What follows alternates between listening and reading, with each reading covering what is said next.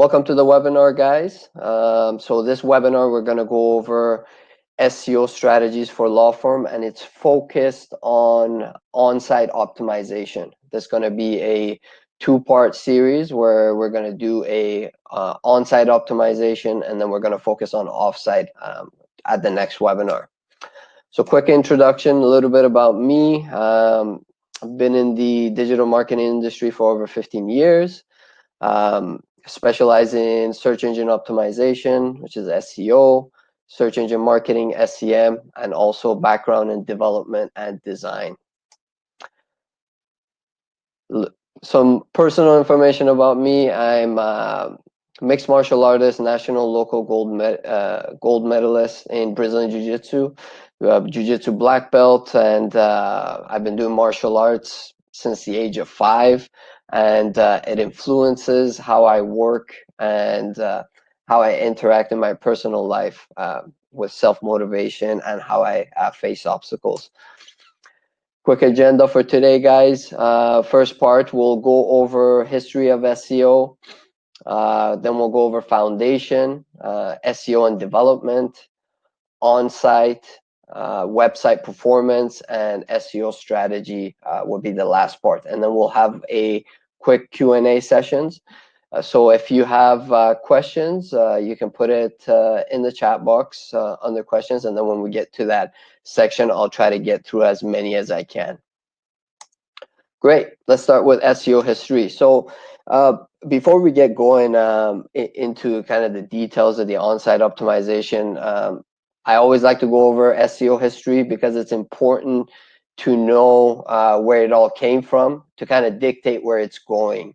So I'll quickly go over Panda, which was one of the first major ones that came out, looking at duplicate and thin content, user-generated spam, keyword stuffing. So around this time, there's a lot of websites that got blacklisted from Google for putting in keyword stuffing on their web pages and duplicate content on their website and so forth. And back in the day, before 2011, it was really easy to get ranked in Google. All you had to do is put in keywords on your website and you'll land on the first page of Google.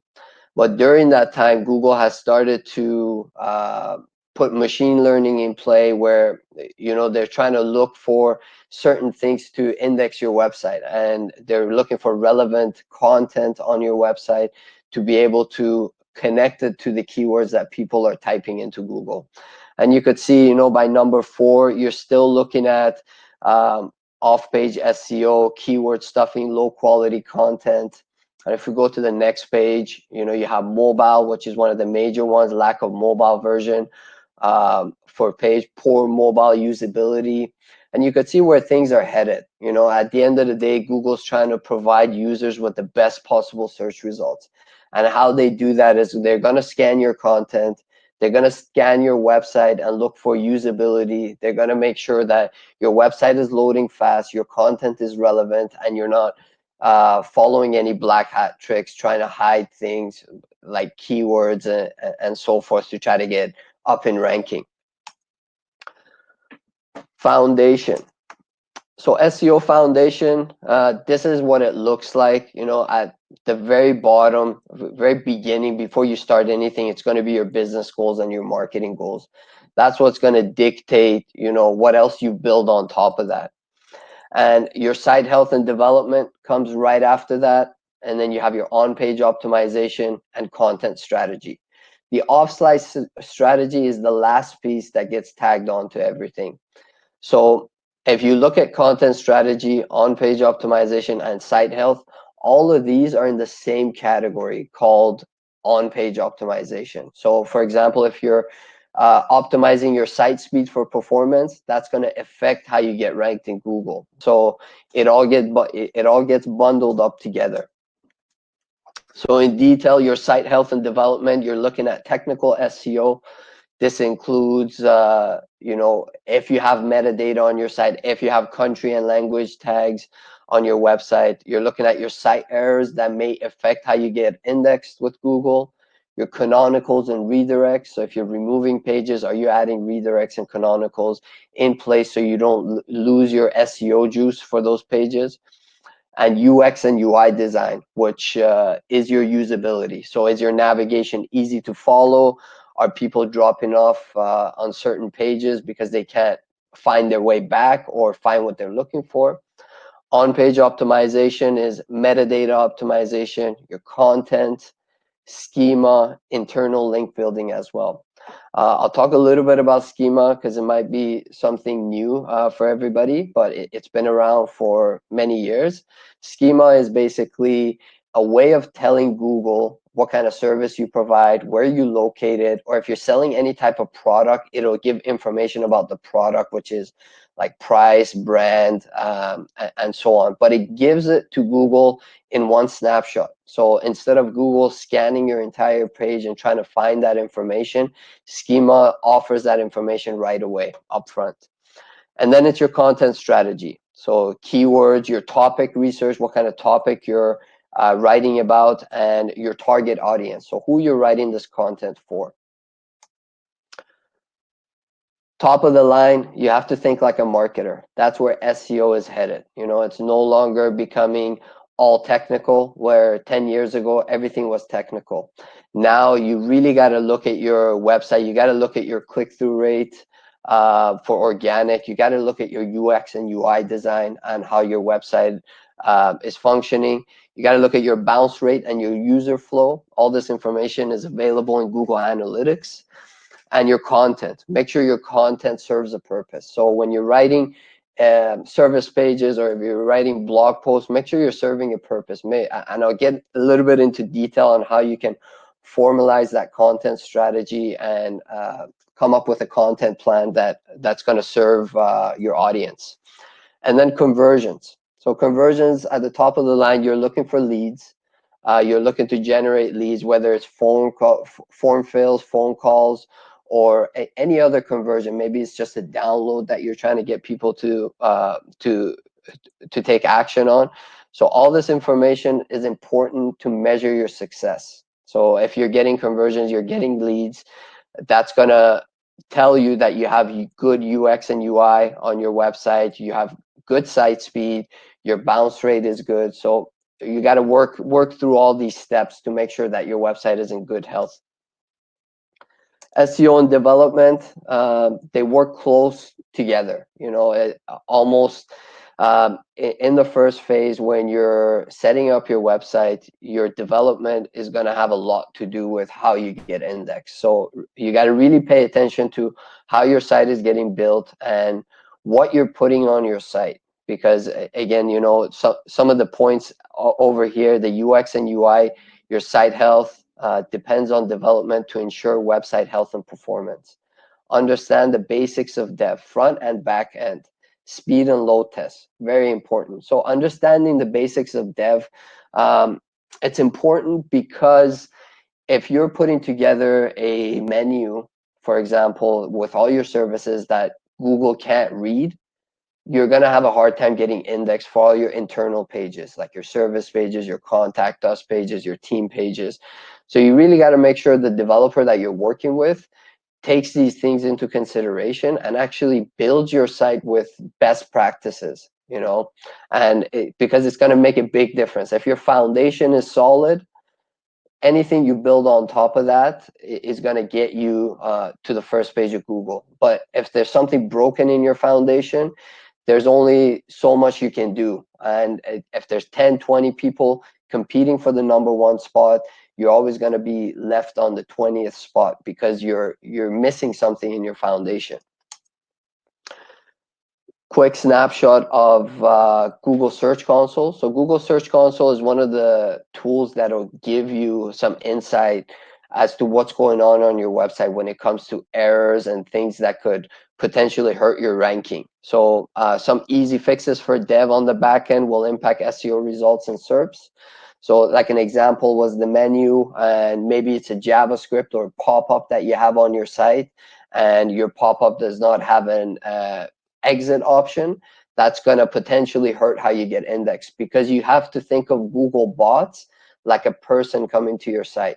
And when they scan your site, they go through all the functions of your site. And if you have a pop-up blocking them, they might not be able to get through that pop-up. So you're never going to get indexed for your internal pages. So very, very important to look at these details. Code errors and server errors. Code errors, again, if you're on a WordPress platform, if you're on a Wix platform, or any other coding platform that you're using to update your website or a CMS, it's important that you keep your platform up to date, because technology changes month over month, and you're going to have to keep up to date with those, because if you don't update your platform, you're going to be left with code that is a month, 2, or maybe even year old, and that's going to cause issues for indexing. So make sure you look at those details. Your server errors, very important. If you're dealing with your hosting provider, make sure that you don't have any server errors constantly on a monthly basis, because that could affect the Google bots when they land on your website. And of course, redirect and canonicals, make sure you're using those properly. So if you're removing a page, make sure you're setting up redirects to a different page, so you're not losing all the history and SEO link juice for those pages. Performance, quickly, we talked about it. Make sure you run your site speed, make sure your website is loading fast, and your backend and your coding for your JavaScript is all up to date. Your hosting provider is going to be very important, because these are some of the top things that you should look for when you're picking a hosting provider. I always say the cheapest option is not the best, because if you look around, you can find really cheap hosting options, but do they provide you with a global CDN? Do they provide you with Page Performance Plus or Application Performance Plus? This is what's going to give you the best results, because it's going to deliver the content faster to your users and visitors on your site, and it's going to load a lot quicker. So make sure you do your research and actually see what your hosting provider is offering you before you kind of make that commitment to host your site. Performance, backend coding in JavaScript, something we talked about. This is a quick snapshot of what it looks like on the backend. Now, a lot of us don't pay attention to that as users when we land on the site. When we land on the site, all we see is how the website's functioning in the front end. But this is what's going to matter, because this is what Google is searching and what they're indexing. So if you look at the example on the left-hand side, that is from a WordPress platform. And you could see the coding is laid out very neat, and there's no additional coding needed on that page to make the website work. But if you look at the website on the right-hand side, that's more from a Wix website. And you could see there's a whole lot of coding at the very beginning of the page that may be unnecessary.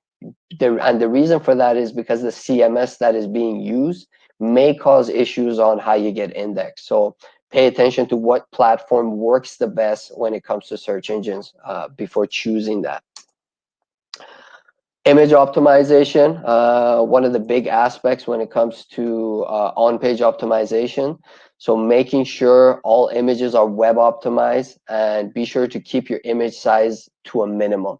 This is one of the top things that is going to slow down your website. And I see this day after day. People are designing websites, and they're putting high quality images on their website and fairly large. So make sure your developer knows what they're doing when it comes to image optimization, to ensure that you get the best possible performance, because your image doesn't need to be at 300 resolution to be able to view on web. So make sure they know about what resolution to pick. Make sure the sizing is appropriate for your website template or theme. Font styles and how it's loaded for the user. Very important. If you want to use any type of special fonts on your website, my recommendation is to go with Google Fonts. Second recommendation is use variable fonts. Now, Google Fonts, what's good about that is you can use different fonts, but you're actually using Google Server to load the fonts. If you went the old-fashioned way and you uploaded your own font style to your website, it's kind of like your website carrying a briefcase full of fonts, and every time the user comes to your site, they have to load the font for you. So that takes time for your page to load, because you have to load all this text. And on top of that, you have your images and your JavaScript and so on. So Make sure you use what Google provides you if you're trying to use any type of fancy fonts, or you could just stick with one of the traditional fonts like Arial or Helvetica for fast load time. Now let's dive into some on-site SEO. So we talked about your foundation will be key to your growth. So keyword research is very important before you start optimizing anything, because you have to ensure that the content that you're writing and the content that you're optimizing is in line with your keyword research. So if you're a personal injury lawyer, you have to make sure that the content that you're writing is based on personal injury, and what you're optimizing as far as your metadata is all going to be based around that keyword research. Make sure that your content serves a purpose. So we talked a little bit about content strategy a little earlier in the presentation. Your site health, usability, and make sure you're using Google's tools to monitor your site. Search Console and Google Analytics are going to be at the top of the list when it comes to measuring how your site health goes for Search Console, and Google Analytics is going to give you more insight when people land on your site and how that user behavior is. Your content strategy, make sure you're researching your topics. Make sure the topic and the content is appealing to your audience. So write for your visitors and not for yourself. So make decisions based on data. So you really got to do research to see what kind of questions people want answered. For example, what kind of information do they want? So make sure your content serves a purpose. So you're answering a question or you're providing insight. So that gives value to your blog or your content piece that you're putting out there. Make sure you're sharing your content across all your social media channels to get more visibility. Track your indexing, clicks, and bounce rate. So when you put a new piece of content up on your website, make sure you're tracking how your indexing goes for that page. So is it moving up in search engines? What keywords is that piece of content affecting? Is it doing is it moving that keyword up in ranking, or is it doing the opposite and it bringing that keyword down? So you got to look at those details to see kind of what content piece to put out next. Set goals for your landing pages. So anytime you put out a landing page, whether it's a blog content or a service page, make sure you have a goal on there, whether it's you're asking for a phone call, you're asking for people to subscribe, or you're asking for them to fill out a form. Or it could just be as simple as downloading a PDF. Set up your on-site optimization and internal linking. So anytime a new piece of content goes up, make sure you're optimizing your metadata, make sure you're optimizing your content and your title tags within the content, and make sure you're setting up your internal linking. So if you have opportunities to link to other service pages, make sure you're doing that with all the new pieces of content that are going up. And create reason for your audience to return to your website. This goes back to answering questions and providing insight. So if you have a really powerful blog and you're actually researching your topic and what you're putting out there, chances are people are going to return to your blog to read more content and subscribe to it. Revisit old pages and make edits based on new data. So anytime you want to make edits to your website, to your content, or re-optimize some of your metadata, make sure you're actually looking at data to make those decisions. So for example, if you have a new page up and it's moving up in ranking, maybe you don't need to go back and re-optimize that. But if you put a page up and it's actually doing you harm and it's moving down in ranking, so you got to revisit your title, what you put out there. Maybe it's the content itself, or maybe it's how you're optimizing that piece of content. Keyword research. You have to make sure that you're tracking all branches of your keywords. So if at the top of the line, I want to target personal injury law firm, I have to make sure that I also track personal injury law firm in Vancouver, best personal injury law firm in Vancouver. And down here, if you guys can see the different examples I have, the very far left column is the results for personal injury law firm. Now, this is for Google Maps. Now, I want to point out two things. At the very bottom, you'll see Diamond and Diamond has a little snippet that says their website mentions law firm. So one important thing to note is that your Google business and your website, they go hand in hand on how you get indexed. So if you just have a Google business up and you're not optimizing your website, chances are your Google business is not going to move up in ranking because they help each other. So you have to have a program in place where you're optimizing both of these. And I'll talk a little bit more about the Google business optimization when we go into the offsite phase, but just to keep that in mind. Now, looking at keywords, if you could see the results on the far left, if I type in personal injury law firm, Google's going to show me results that are closest to me around personal injury law firm. Now, if I slightly change that keyword to personal injury law firm in Vancouver, it's going to change that result on who's the highest in Vancouver. Now, you could see that the results change from the first column to the second column. And Diamond is no longer in the running for that second keyword. Now, if you look at the third column, if I type in best personal injury law firm in Vancouver, it's going to take two things into consideration. It's going to take the location I put in, which is Vancouver, and it's going to take the word best.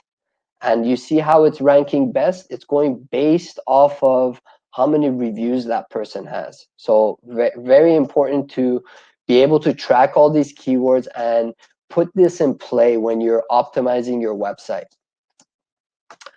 Now, your content strategy. So there's a lot of tools out there that you can use aside from competitive research or just general research around the industry to be able to see, you know, what are the top questions people are asking, and what are some of these major headlines that I need to target when I'm writing my content.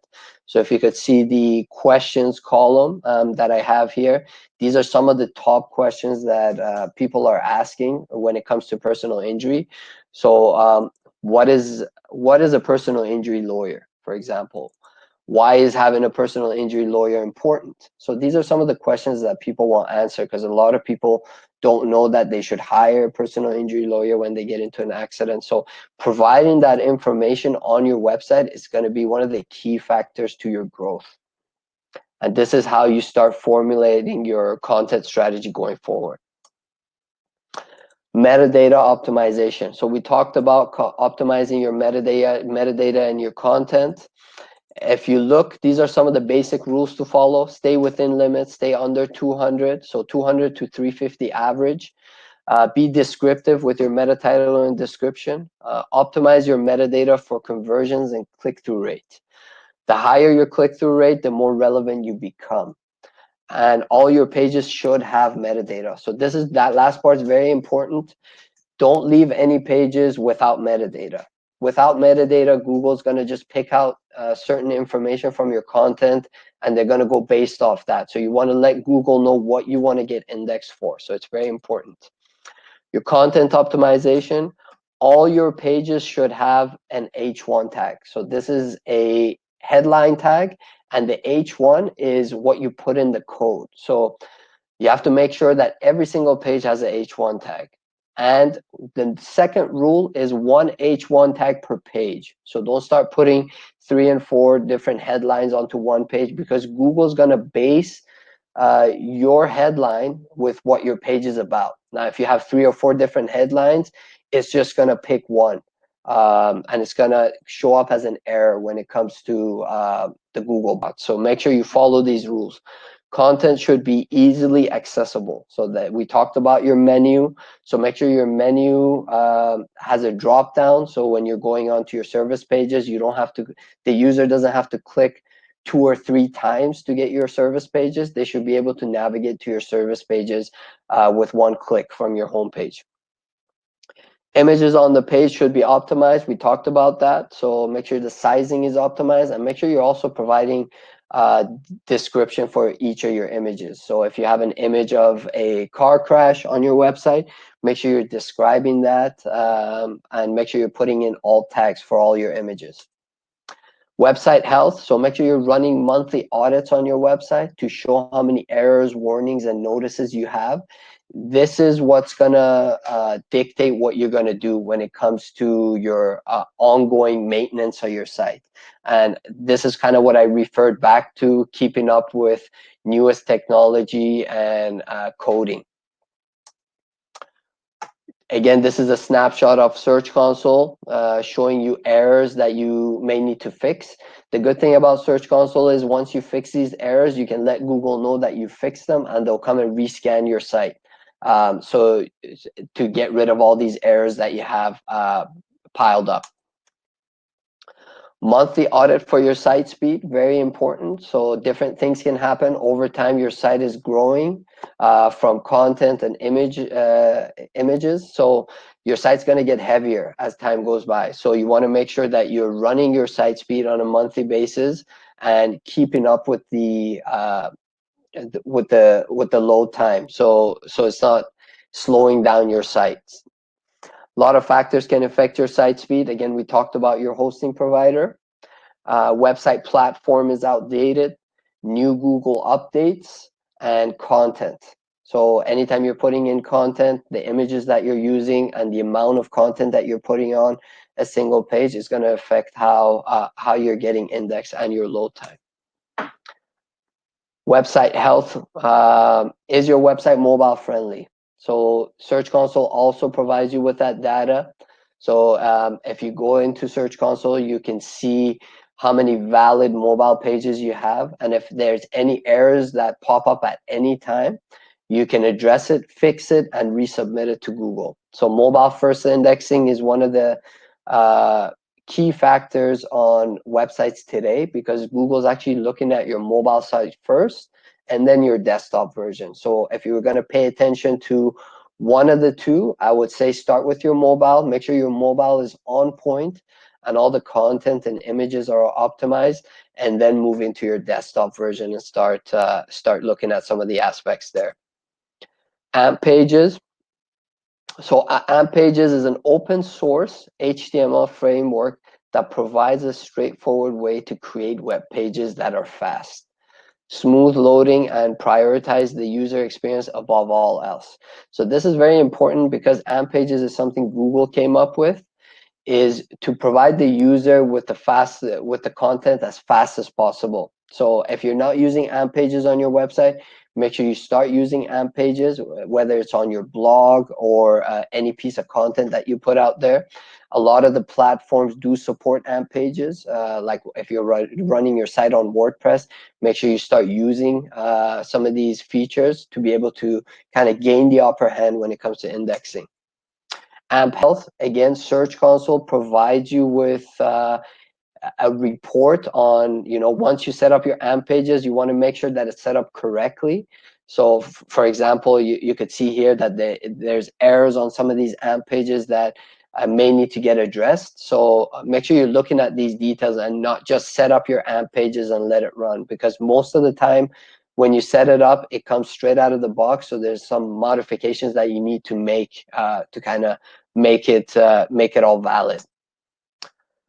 Website performance. So how is your SEO performing? Make sure you're looking at your impressions, total impressions. Are your impressions growing month over month for non-branded keywords? So it's very easy to get your branded keywords growing month over month or fluctuating, because it's your brand name, people that may know about your brand, and if you're putting any type of marketing out there. But the important thing is looking at your non-branded keywords. So these are keywords that don't mention your law firm name in there, or don't have a name attached to it. So for example, personal injury lawyer in Vancouver is a non-branded keyword, but if I was to put the law firm in there, it would become a branded keyword at that point. Website analytics. So some of the top numbers to look at, you want to look at your organic leads, organic traffic, and organic impressions.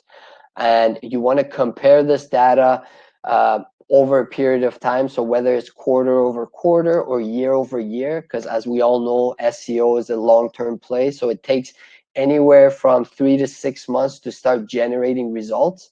Now, in some cases, you do see results in the first 30 days. But in reality, what you want to do is you want to formulate your plan and look at some of these key metrics over a longer period of time. So I would say measuring them quarter over quarter.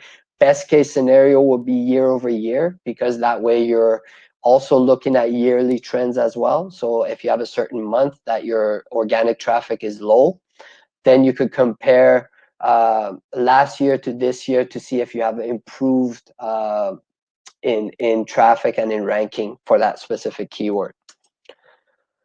Optimize for click-through rate, we talked about that. So re-optimize the pages with the highest impressions to increase click-through rate. So you're gonna have to look at this reporting on a monthly basis, and you gotta revisit some of the old pages and re-optimize some of these metadata to get better click-through rate if you need to. So better click-through rate will boost your ranking. So one thing to keep in mind, if Google pushes you up to the first page or the #1 spot, and all of a sudden your click-through rate starts dropping, that's going to tell Google that you're no longer relevant for that keyword. So they're going to push you down in ranking. So it's important for you to stay in the game and stay up there. You got to constantly look at this data and re-optimize. And again, the click-through rate drops for high-ranking keyword pages, so will your ranking. Keyword research, again, we talked about the branches of keyword. You know, if you're targeting lawyer, make sure you're putting in personal injury lawyer in Vancouver, Vancouver personal injury lawyer. These are all the keywords that you're going to have to put in play when you're optimizing your metadata, when you're optimizing your content and your title tags and so on. And make sure you're tracking all the branches of these keywords, because as you optimize your website, you're going to have to see what that's doing to your ranking, if you're moving up in ranking or if you need to provide more content. SEO goal and strategy. So the strategy for the law firm focused on increasing traffic and impressions to the website with technical SEO, on-site, off-site optimization. So again, looking at top of the line, your organic leads, your organic traffic, and your organic impressions. If these things are moving for you on a yearly basis, then you're doing something right. So always make decisions based off data. If you're writing lots of content and you feel like you've optimized your website, but nothing's happening with your traffic or your impressions, then you could be there could be something wrong with your strategy, what keywords you're targeting, or how you have optimized and formulated your content. And this is just another example of a report for a lawyer looking at year over year data. So organic leads up by 85%, traffic is up by 168%, and organic impressions up by 200K year over year. Great, guys. I know that was a lot of information. Our goal was to get the webinar done in 30 minutes. So let's go to some Q&A, see if anybody has any questions.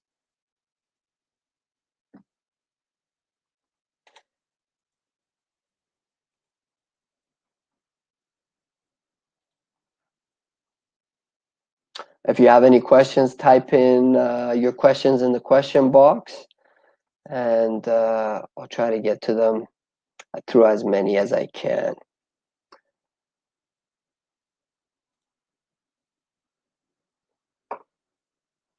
Let's see here.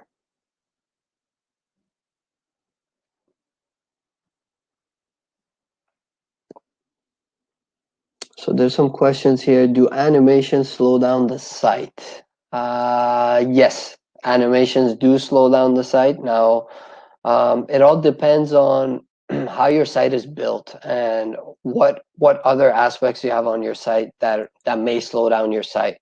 So if your site has one simple animation and the rest of it is very basic, chances are it may not slow down your site, but you're going to have to run a load test to see what's the biggest factor.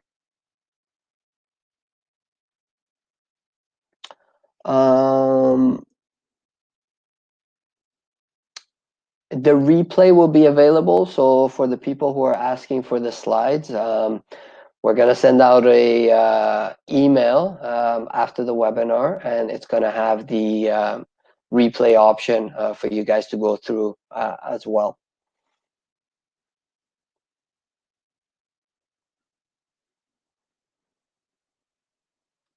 I think that's about all the questions we have. I'll give it one more minute, and if there's no other questions, we can wrap up. All right, great guys. Well, thank you for attending the webinar. Look out for the email right after the webinar. There's going to be some information on there on some of the tools I discussed, as well as the replay. And there's going to be also a link to register for an audit as well. So if that's something that you're looking for. I think one more question just came in here. Let's see if I can knock those down. When a website is slow, can the speed be improved, or do we need a new website? Victoria, it all depends on what's slowing down your website. You know, for me to tell you that, I'm really gonna have to take a look at your website and do an audit, and we can do that for you as well and let you know what's slowing down your website. But it depends. You know, in some cases your website is outdated, and if it's, I would say if your website is over 3 or 4 years old, chances are you may need a new website. But it's really hard to say. You know, a lot of times you can take a WordPress site or any other site and increase the speed by just tackling some of these basic things that I talked about. So look at your hosting provider, some of the details I talked over there, and look at your images. See if your images are large, or are they optimized, and some of the backend coding, like is your database outdated and so on. So those are some of the top things I would look at first. Why would I use AMP pages over a regular fast page? So AMP pages are a lot faster than a regular fast page. So a regular fast page would load in, let's say, 2 or 3 seconds. An AMP page is meant to load in under a second. So getting into milliseconds. So, and the other thing to consider is anytime Google provides you with a tool to use, or like Google Fonts or AMP pages, you want to use them, because the more you use their product, they're formulating it around how they're providing information to the user. So if you're using AMP pages, chances are it's going to be a lot faster than any other fast page on your site, and it's going to get indexed way better because it is a Google product. So just like Google Business, if you're using Google Business over any other local listing, because it's a Google product, I would always recommend you using those. I was considering a website redesign. Will you recommend starting off with SEO first and redesigning later down the line, or the other way around? So anytime you want to do a website redesign, make sure you have an SEO consultant there, because they're gonna let you know what certain things you need to add or take out in order to make your website design successful. So what I would do is, you know, it depends on your website now. If your website is functioning well, you can start with your SEO program now, and then you can migrate your SEO program to your new site. Migration is a service that we provide as well as Soulpepper. So that way, when you're migrating from your old site to your new site, you're not losing any ranking, or you know, you don't have to salvage anything that you have lost. So we're able to migrate all the history and data that Google has indexed you for your old site to the new site. So it works both ways, but anytime you're doing a redesign, I would definitely consider running the information by an SEO consultant at least, or an SEO team, to look at the details. Awesome, great guys. Thank you for attending the webinar. Look out for the email, and if you have any other questions, feel free to reach out.